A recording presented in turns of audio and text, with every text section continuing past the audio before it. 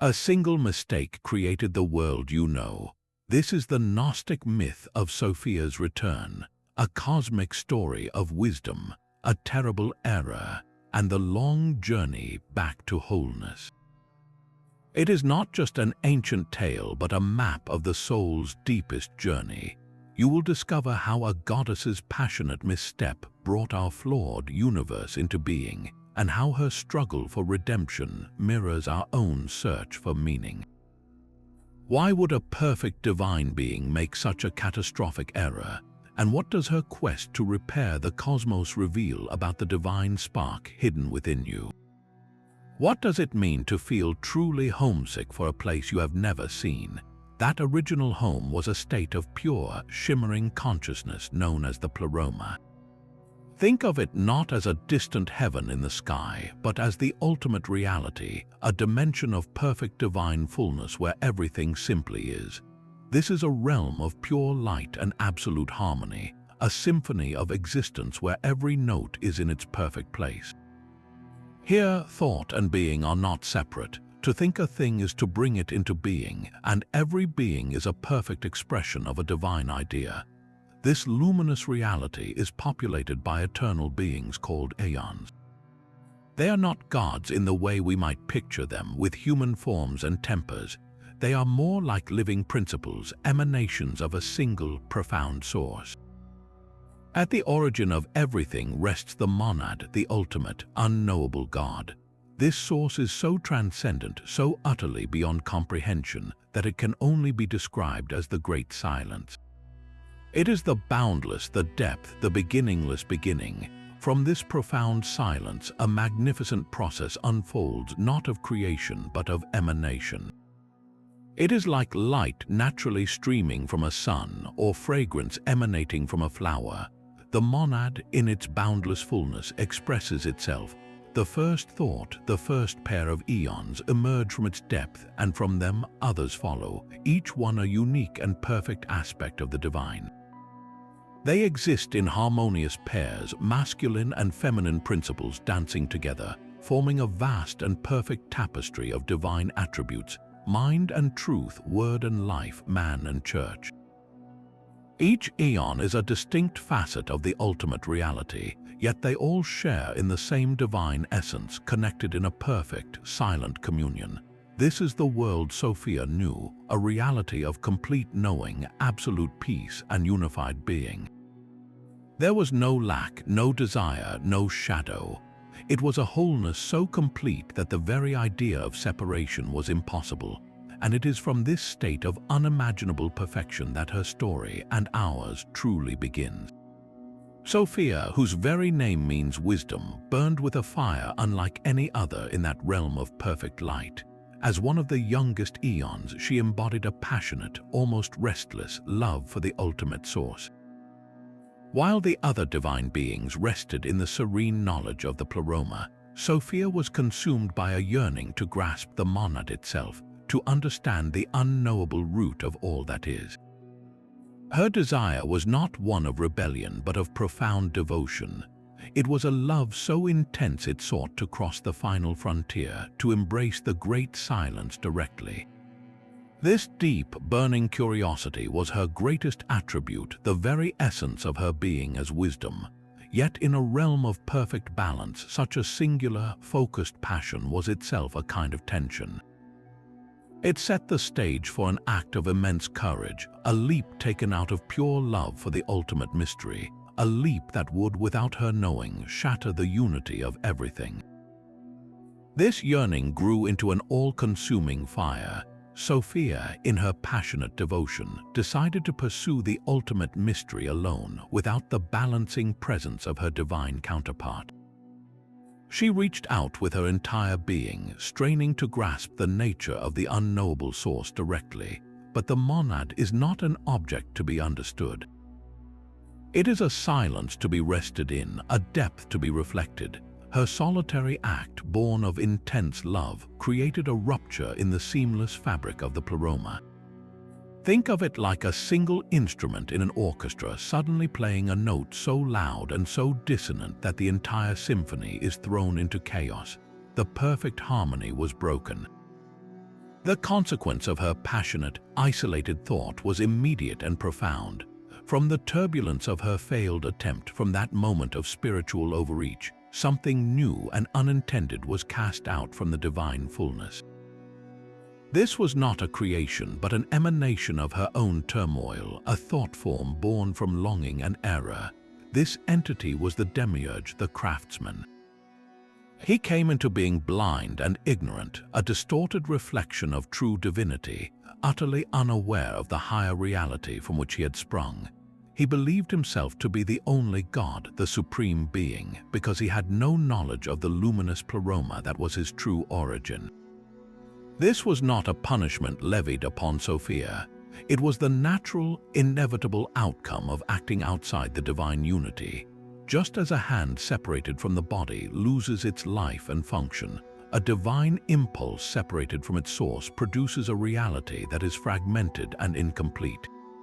In her desire to know the source of all things, Sophia had accidentally given birth to the principle of separation itself.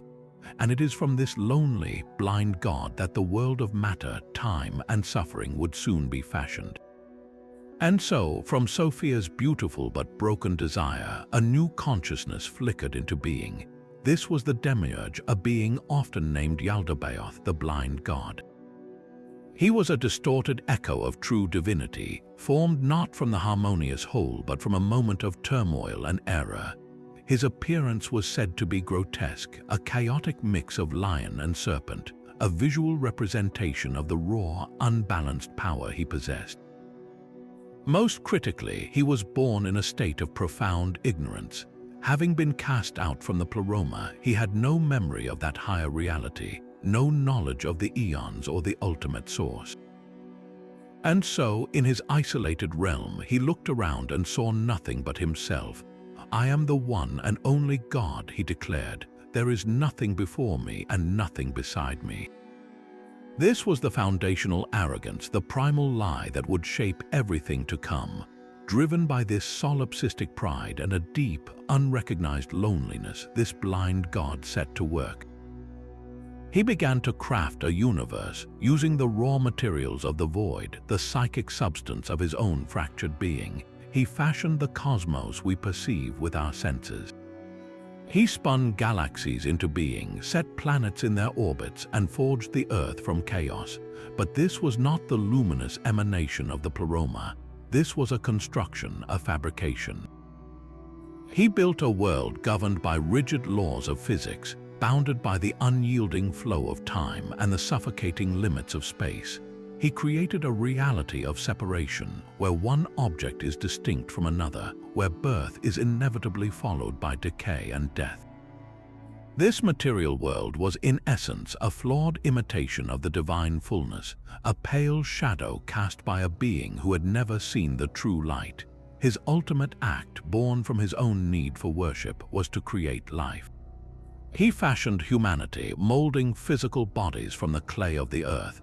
But in his ignorance, he did something he could not comprehend.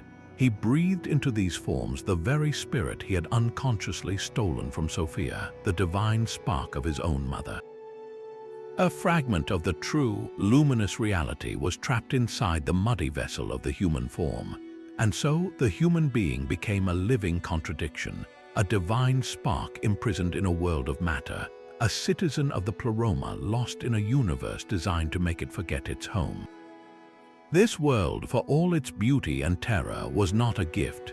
It was a prison, a complex system of distraction and suffering meticulously designed to keep those divine sparks trapped, ignorant, and worshipping the jailer as the one true God.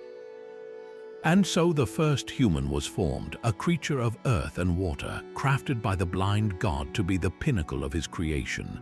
The Demiurge looked upon Adam, this being of mud and clay, and saw a perfect servant, a worshipper for his lonely kingdom. But what he did not see, what he could never comprehend, was the secret hidden deep within that earthen form. For in the very breath that gave the body life, a spark of something else was placed. It was a fragment of Sophia's own divine essence, a shard of that original wisdom and light from the Pleroma. This is the pneuma, the spirit. It is not of this world. It is the ultimate stowaway, a piece of the true home smuggled into the heart of the prison. This changes everything. You are not just a biological machine, a random collection of atoms. You are a living paradox, a divine spark encased in flesh. This is why the most profound human experiences often feel like contradictions. It is that ache of deep nostalgia for a place you have never visited in this lifetime. It is the feeling of awe under a starry sky, mixed with a strange sense of alienation, as if you are an observer from somewhere else. It is the restless yearning for a meaning that the material world can never quite provide, no matter how much wealth, power, or pleasure it offers. You feel like a stranger in a strange land because at the very core of your being you are.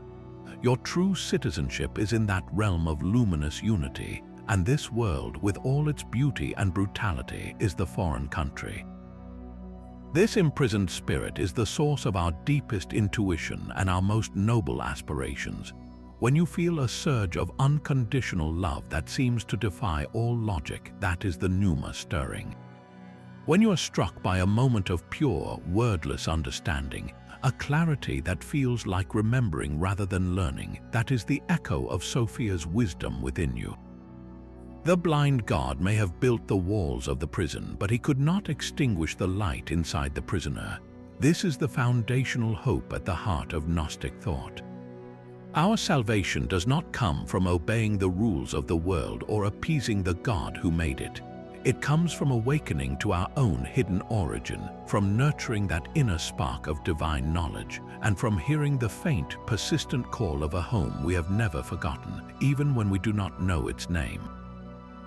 So there Sophia remained, suspended at the very edge of the divine fullness, gazing back into the light she could no longer fully enter.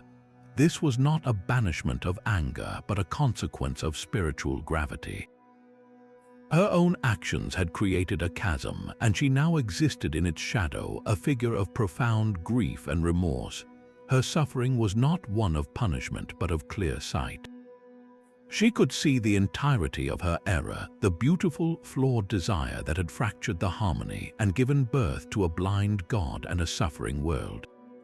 Her lamentations were not cries for herself, but for the sparks of her own essence now trapped in the labyrinth of matter, lost and forgetting their origin. She wept and prayed for their rescue, her voice a constant, sorrowful song at the threshold of the Pleroma. This raw, authentic penitence did not go unheard.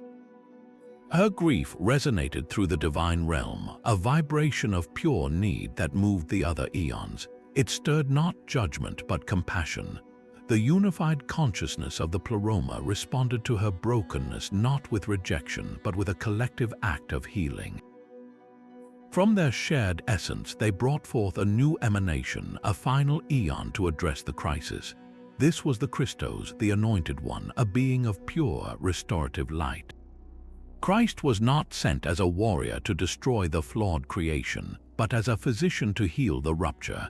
His purpose was twofold: to bring comfort and wholeness to the grieving Sophia, and to descend into the cosmos itself, into the very world forged by ignorance, to serve as a living reminder for the sleeping spirits within humanity. He was the answer to her plea, a bridge of consciousness cast across the great divide, offering a way back from the long, lonely dream of separation. And so the Savior descended, a ripple of pure consciousness moving through the layered realms of the created cosmos. This journey was not a parade of power but a stealthy infiltration. The Archons, the servants of the blind God, are the guardians of this artificial reality, the sentries patrolling the borders of the prison. They are the embodiments of the cosmic laws and psychic forces that keep everything in its place, maintaining the illusion of a closed system. They did not perceive Christ as he passed, for he moved on a frequency of being they could not comprehend. He was not there to challenge their authority with force, nor to start a war in the heavens. His mission was one of subtle, radical revelation. He came as a messenger from the world of light to the world of shadow, carrying with him the one thing that could shatter the prison walls from the inside: Gnosis. This is the heart of his purpose. In the Gnostic vision, Christ does not come primarily to die for your sins. He comes to awaken you from a sleep you did not even know you were in. His role is that of a divine reminder, the one who points to the forgotten spark within and says, "Remember who you are, remember where you came from." This knowledge, this gnosis, is not an intellectual understanding of facts. It is a direct, experiential knowing of your own divine origin. It is the shocking, liberating realization that you are not merely a human being having an occasional spiritual experience, but a spiritual being currently having a human experience. Think of it like a person living their entire life in a dimly lit cave, believing the shadows on the wall to be the whole of reality. Christ is the one who enters the cave, not to worship the shadows with them, but to quietly whisper about the existence of the sun. He does not force anyone to look, he simply reveals the possibility of a world beyond the cave. His very presence in the cosmos, from his teachings to his symbolic acts, is a constant, living testament to a reality that transcends the Demiurge's creation. He is the embodiment of the very knowledge that Sophia, in her passionate longing, had sought to grasp. He is the answer to her question, made flesh to show us the way home.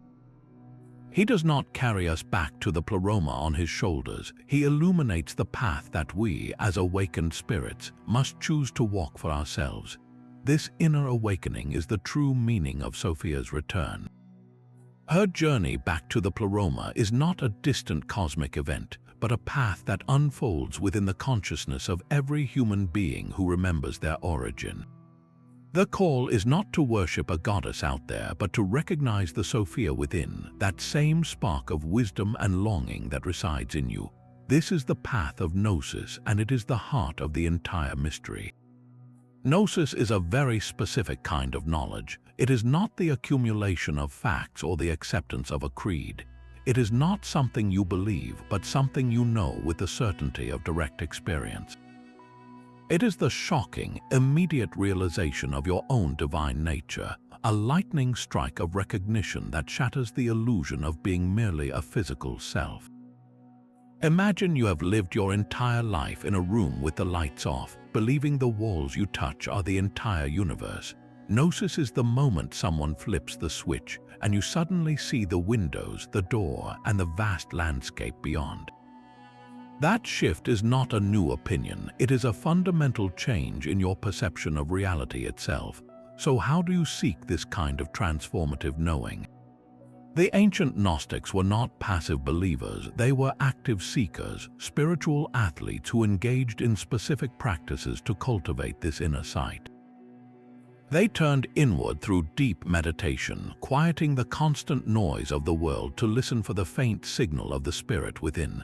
They sought inner revelation, trusting that the truth was not only in ancient texts but could be directly communicated to the prepared heart and mind. And they interpreted their sacred myths allegorically. They understood that the story of Sophia and the Demiurge was not a literal history of the cosmos, but a mirror held up to the human soul. The blind god is the ego, the part of us that believes it is the only and ultimate self, isolated and separate. The material world is the realm of distraction and illusion we become lost within.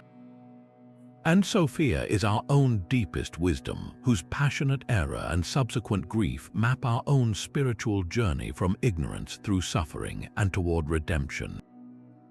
Your own return begins the moment you question the nature of the reality presented to you.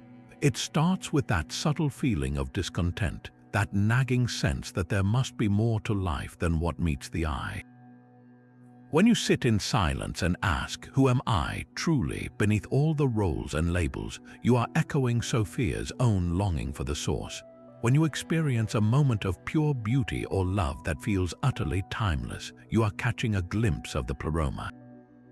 This ascent back to unity is a gradual process of remembering, of gathering the scattered fragments of your attention away from the world and turning it toward the inner light.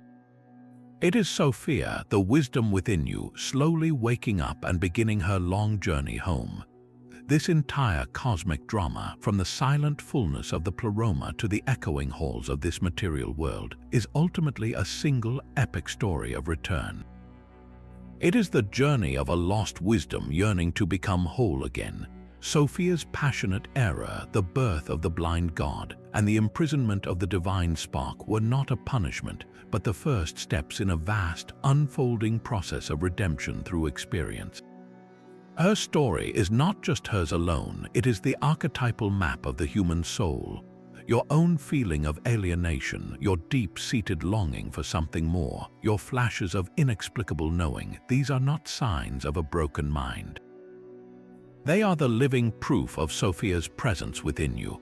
The entire myth is a grand metaphor for our own journey from a state of spiritual ignorance, where we believe the world of forms is all that exists, toward a state of enlightened remembrance, where we recognize our true nature as citizens of the light. Her return to the divine fullness is not complete until every last one of those scattered sparks awakens. Your personal achievement of Gnosis, that direct knowing of your own divinity, is the final step in her long lament. It is the missing piece of her being finally restored to its rightful place.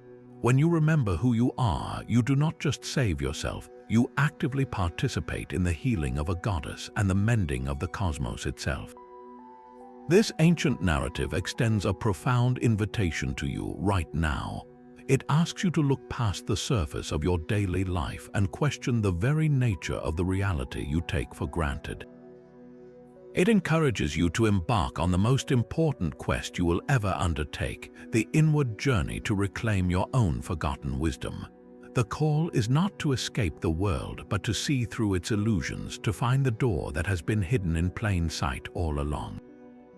Your path home begins with a single, courageous question, a question that echoes Sophia's own, not aimed outward at a distant god, but inward toward the silent, luminous truth waiting at the core of your being.